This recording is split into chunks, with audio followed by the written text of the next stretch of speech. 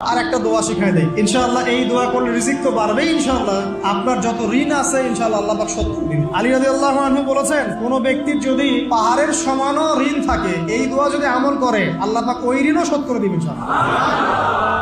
ঋণ কেমন জানেন? ওই যে এখন মানুষ ঋণ নিচ্ছে 1 কোটি টাকা ব্যাংক থেকে, 2 কোটি টাকা ব্যাংক থেকে, কত বছর, 10 বছরের জন্য, 20 বছরের জন্য বাড়ি করছে, তাই না? তার ধারণা এমন যে সে মারা গেলে তার ঋণটা কেউ না কেউ শোধ করে দিবেই দিবে। আর আল্লাহর রাসূল কি বলছেন দেখেন, একজন মারা গেছেন, নবী সাল্লাল্লাহু আলাইহি ওয়াসাল্লামের সময় একজন মারা গেছেন, তো নবী করিম সাল্লাল্লাহু আলাইহি ওয়াসাল্লাম বলছেন এই ব্যক্তির কি কোনো ঋণ আছে?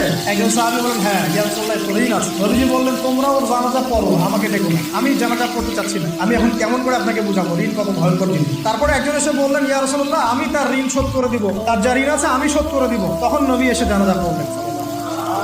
তো আপনার এই কোটি কোটি টাকা ঋণ শোধ করার লোক তো রেডি আছে নাকি? আছে না? আল্লাহ পাক বলেছেন, শহীদ, আল্লাহর পথে যুদ্ধ করে শহীদ হয়েছে এই ব্যক্তি